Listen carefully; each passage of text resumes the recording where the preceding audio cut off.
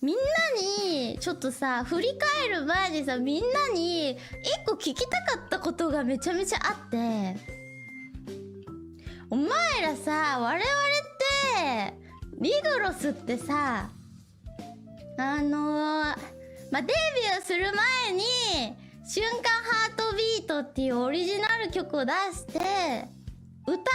を最初披露してからの、でその歌声披露した時も私服じゃなかったじゃん待って、父マジで勘弁してよ。はい、ちゅうことで、ちょっと今、ね、くしゃみが乗ったかもしれないんですけど、はい、父のくしゃみは助からないんですわ。っていうことで、何の話だっけ？そう、折曲をね、やめてよ！折曲をね、出してデビューしたじゃないですか。で、私服もね、後々公開されたというか、っていう感じなんだけど、お前らさ、その結構ね、印象の変化があったと思うんだよ。デビュー曲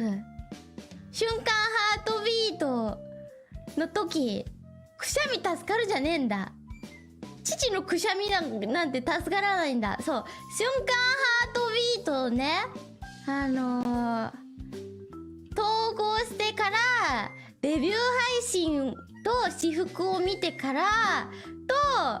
初配信からの今までの感じの印象って結構お前らふざけんなよ。父のくしゃみなんて助からんだろ。なんなんだお前ら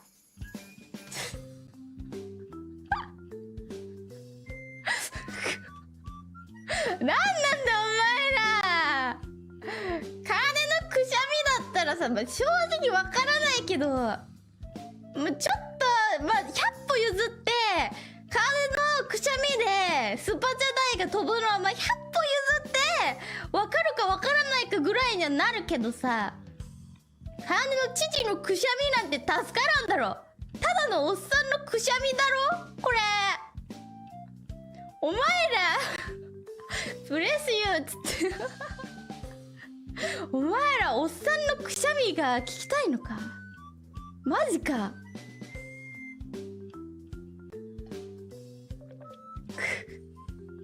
お前らがいくらこのおっさんにスパチャ代を飛ばしたとて、体にお金が入るんだ残念だったな。知事には回んねえんだ。はーい。